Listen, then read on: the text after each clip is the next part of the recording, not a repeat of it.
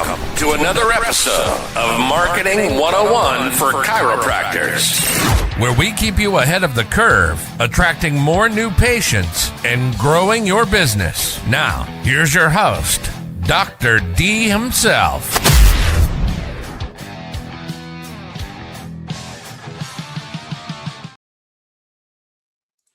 What if I told you your next 20 new patients are already sitting in your CRM? They're not waiting to click another Facebook ad. They're not searching Google right now. They're already reached out. And somewhere between the first phone call and walking into your office, they disappeared. Today, we're talking about the most overlooked marketing asset in every chiropractic office, your front desk. Welcome back to Marketing 101 for Chiropractors. I'm Dr. D, and this week we're diving into your front desk with all the talk with AI, call centers, automations. Front desk receptionists across the healthcare industry are quite aware that maybe their positions are on the end here, are on the cutting board because of AI. And maybe so with call receptions, however, not in the chiropractic world. Having that front desk person, you know how it works. They can do a lot of things for you. They can be a certified CA, or they could just be a front desk receptionist that's trained as a CA in your office. They can do multiple things for you. And having that friendly face plays a big role, especially in chiropractic, in our industry. So your front desk matters. I spent years helping practices generate leads through Google, Meta, SEO, AEO, websites, AI search. But here's something I've learned through that whole time. The practices that grow the fastest aren't always the ones with the best marketing. They're the ones that convert the opportunities they already have. People have asked me, I can't believe I've been doing this for 19 years as a chiropractor. Over the 19 years, how'd you do this? How'd you get to your point? And I'm not running a $2 million practice or anything crazy or anything like that. But how do you get there? And I don't know if I'm getting older and more humble. I start to think luck. I thought I knew stuff, and then I try to apply it to all my friends and colleagues and clients over these years, and it's not always a home run. I'm like, well, if I truly had the cheat code to $1 million practice, why isn't everyone else getting to $1 million practice? And I'm starting to think maybe I'm just lucky. I don't know what's going on there. The practices that grow the fastest are not the ones with the best marketing. And I've learned that through helping many clients. Marketing doesn't end when someone clicks on your ad. When does marketing end? We have to think about this. When does it end? Think about it. You create a Facebook ad, you create your website, you create leads through there. Maybe people get to your website and fill out a form. The lead, it's done. But the reality is it doesn't really end there. Facebook, website, lead, then the phone call, then the appointment has to be made, then the appointment has to show up. Then we need to do a report of findings if they show up. Then there's a financial agreement, right? Whether it's the $85 just for the visit that pay as you go, or it's a financial agreement moving forward, a care plan, whatever way you practice. Patient experience. Afterwards, after the third and the fourth and the fifth visit, what's going on? What's their experience moving forward? Then the referral, then the reviews. Marketing continues through every one of these steps on a cyclical basis for every single new person that comes to your practice. Every interaction either increases trust or destroys it. And subconsciously in chiropractic, we destroy our own trust every single day across the United States, across the world, in every chiropractic office. Patient comes in for their 7th visit, their 77th visit, whatever it is, and the experience is subpar. For whatever reason it is. Poor front desk, a dirty office that day, problems, hurricane came through, you have no power, subpar, right? These are things you can't control. But there are things you can, and that's what we're talking about today. And I'm going to stay with the front desk on this. We need to calculate what one missed phone call is worth. That way you can multiply this by 5 missed phone calls, 10 missed phone calls, 20 missed phone calls, and what happens with this. Let's walk through the math. An average new patient value, let's say initial visit's $150. A care plan is 2,000. I'm just giving you flat numbers here. Family referrals are worth 1,500. Future care worth 1,000. Let's say you see them another 20 times after the initial phase of care, whatever it is. Lifetime value per patient, 4,500 for you acute practices, 8,000 for your corrective practices. Wellness practices are a completely different thing. They've got marketing on lock. So every time your office misses a call, just with those numbers I gave you, care plan worth two, initial visit $150, you're potentially losing thousands of dollars with each call. We know this. Ask yourself, how many calls go unanswered every week? Multiply that by 5,000. Just take the low end of this and watch everyone start paying attention to this podcast episode. So that's where your front desk value is at. Whether you pay them $20 an hour, $40 an hour, whatever you pay them at the front desk, that's their value, is making sure that every call comes in. The gray zone in marketing now is leads.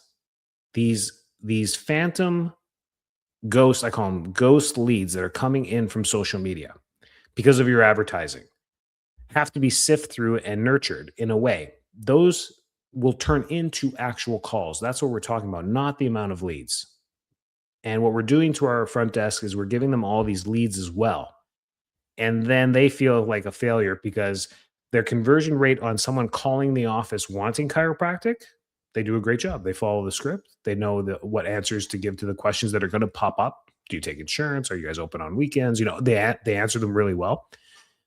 And they close them. But when it comes to leads, they don't. So we're talking about the phone calls today that come through. And these are the 7 front desk mistakes that you as a CEO of your practice can go over and train on to make sure that you minimize them and hopefully eliminate them, which will make your conversions and your flow at the front desk so much better. And your CA will feel so much better, or your front desk person will feel so much better doing the work that they do at the front desk. Number 1 is no energy. No energy. If you hired someone with no energy, then it's your fault.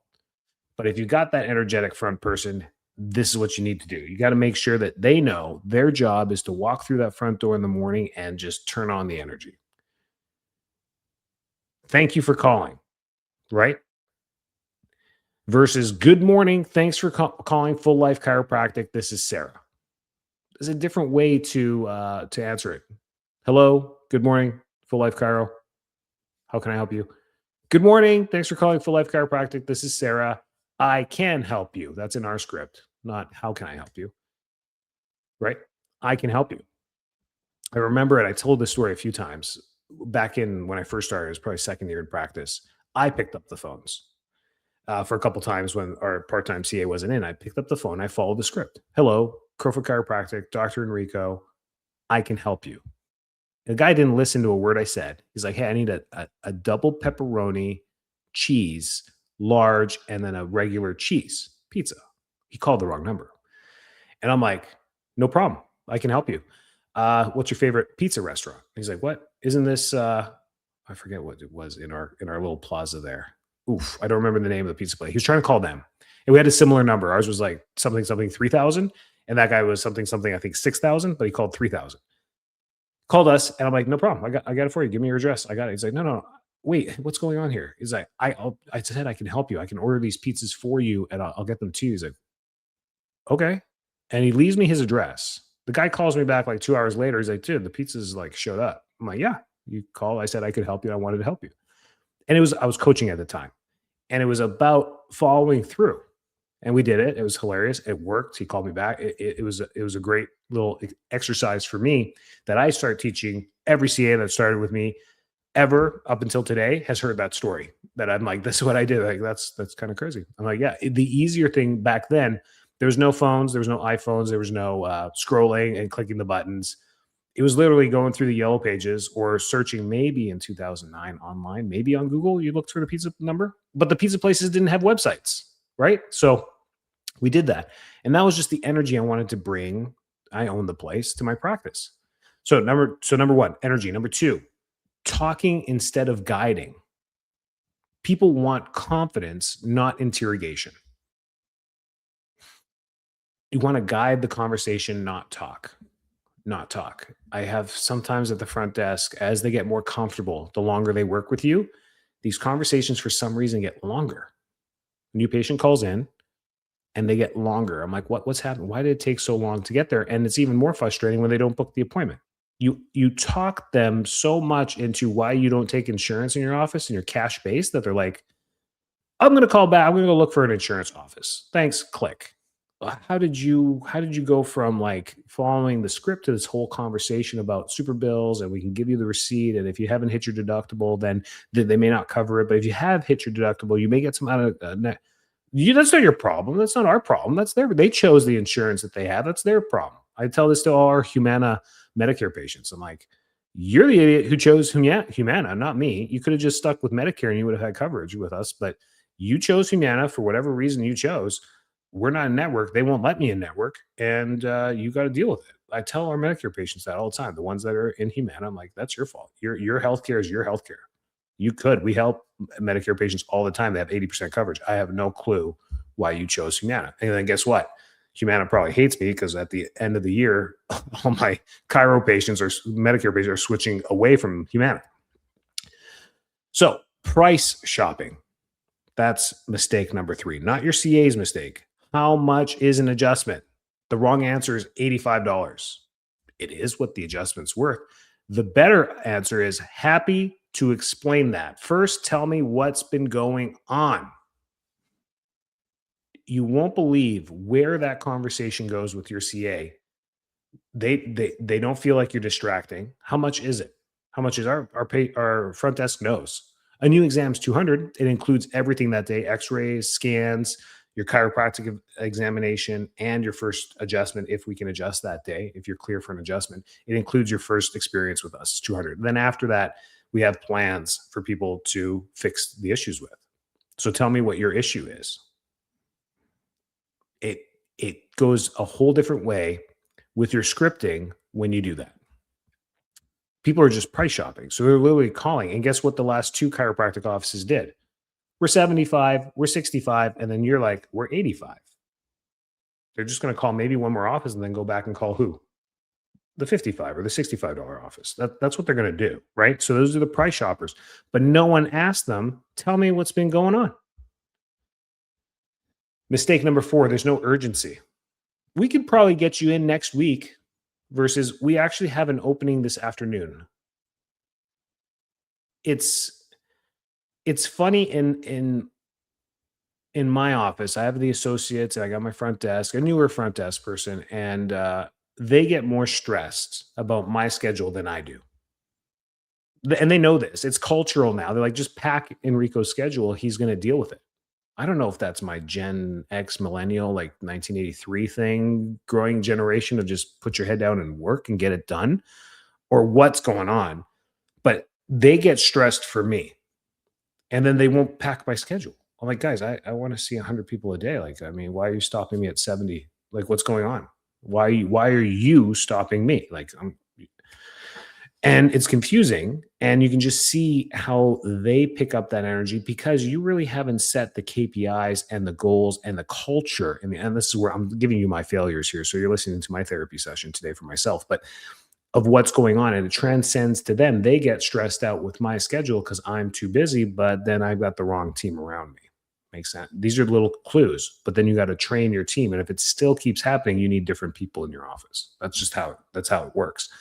So they get stressed out with this because it drives me nuts when they're like, oh, Dr. D's fully booked today. I hear the conversation. And tomorrow he's got no new patient times. His next availability is next week on Tuesday. I'm like, are you nuts? Like, we are not a hip replacement orthopedic office where we're booking months in advance. Like, we are a chiropractor. Let's just be honest here. Let's be honest about chiropractic. You got to get them in today. Like, that's the convenience of them calling you. No, they do not think you're not a busy office. No, they don't think this whole wait list game. No, you got to wait 2 weeks to see them. No. We're going to get you in today either for a virtual consult so the doctor can call you today. But you just say, yeah, is it okay if the doctor calls you before you come in for your appointment? Yeah, sure. He's got a break when he's done today at 11 on his break, and then he's done at 6 as well. Is it okay if he calls you at 11:15 or 6:15? Which one's better for you during one of his shifts when he's done, so he can talk to you about what's going on? Oh, great. They're connecting with you. They're connecting with you. And then if they pick the 6:15, then obviously they know they're not getting in today for the appointment. And then when I get on the phone with them, I'm done OPQRST. I'm squeezing them in tomorrow morning because I got the exam or the verbal exam done. When they come in tomorrow, I can squeeze them in for a 30-minute new patient appointment at some time in the morning. I can do it. They're in within 24 hours. They're in. So no, we can probably get you in next week. We can get you in this afternoon. We can get you in today. What time can the doctor call you so that he can find out exactly how to help you to the best of his ability or her ability today? Well, now you just created a whole new culture and experience. You completely blew all the other offices out of the water that they just called and price shopped at. Wait a minute, time out. You're not going to book my appointment. You're going to get the doctor to call me. Like, what is happening? Right? There you go. Number 5. No follow-up. So yes, we got the call. Yes, we got a good script. Yes, maybe we got them booked, but there's no follow-up. What's your nurture sequence for the follow-up? Not the text reminder that they get for their new patient appointment. What's the follow-up? The lead maybe never answers when you're doing the leads. Do we move on? Do they call? Do they text? Do they email? Do we repeat? What's going on there? We need to call, text, email, and repeat that process continuously with the new patient client or a new patient potential on repeat, on cycle. It's called a nurture sequence. You can have an initial nurture sequence until the appointment shows and the report of finding is done, and then that sequence is cut, and now they're on a new patient sequence. But either way, we have to have these nurture sequences on autopilot that are automatic.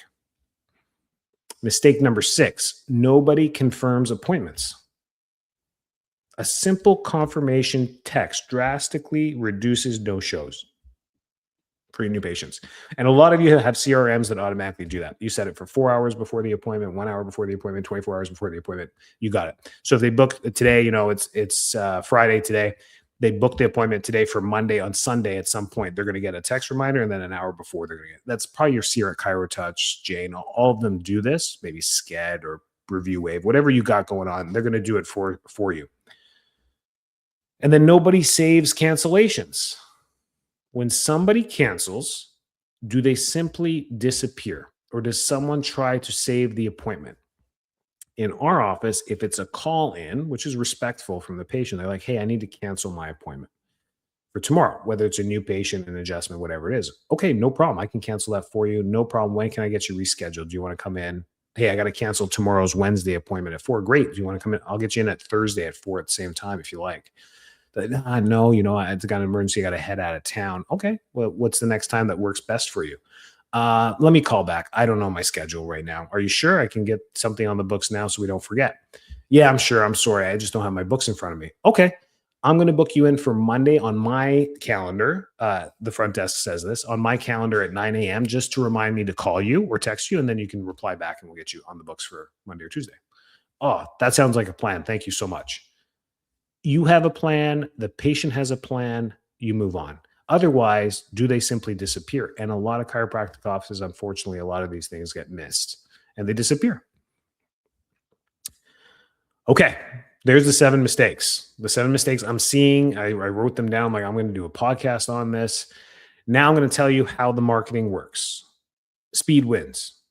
Speed wins for all your leads, your new patient, anything that's coming in from online, from your website, from your Facebook ads, from your wherever you're doing advertising. Speed wins. 5 minutes max. If someone fills out your website form, how long until somebody contacts them? 5 minutes, 1 hour, tomorrow. We need to understand that speed builds trust while motivation is highest. And the motivation is highest there, especially when you're doing social media ads. Social media ads, you have seconds. People are emotionally into it as they scroll. And as they scroll, and I'm going to pull out my phone and look at the one that I had yesterday. On my high level, I have a notification. I have a notification that comes in whenever somebody responds on Instagram or Facebook to my phone. I wanted this on my phone because my team doesn't want to answer it, 10 o'clock at night. So once that comes in, the automation kicks in we have a decomp ad going on right now. Comes in, they respond to one of the auto responders through either text or email. As they respond, it's usually text. They're like, "Hey, I do have an MRI recently that I can bring to my first consult with you." Boom, I'm on there. And I had a conversation last night with somebody, and I responded. I'm like, "Oh, that's so great. That makes this so much easier. When can we get you in?" She's like, "I'm going to go talk to my ortho about the MRI, and then I want to come in and see if it's there. Does chiropractic adjustments have to be done with the spinal decomp?" And I responded, "No, they don't. You can just do spinal decompression to treat the disc." She's like, "Fantastic. This is great. I'm going to get back to you." I'm like, "Great." Then my stupid autoresponder 2 minutes later sends in, "Hey, do you have a recent MRI that we can see?" And she responded. She actually, "Yeah, I did it last week." She responded. I'm like, "Great. Recent MRIs help us so well on diagnosing this. Your X-ray is still going to be included on your when you come in, because we want to see your discs in real time before we put you on the table." She's like, "This is fantastic. I will call you back." I go to the office today. I put it into the scheduler to call this patient and stay up with them. They're a hot lead. They move from the cold lead to the hot lead, and our team will follow through with them. That's just a 24-hour example just happened today. So that's that. I would hire someone, your mother-in-law, a cousin, a good friend, someone in town to secret shop your office. There are people you can hire. They're expensive, but you can hire them, and they will secret shop your business for you. They will come in as a patient. They'll challenge every owner. They'll call your office. They'll pretend to be a patient. "I've never been to a chiropractor before. I'm nervous. I have headaches." And then they'll ask these questions, and they'll record everything, write it down or record it for you. And they may even wear a camera when they come in. They may actually, some of these are really pro.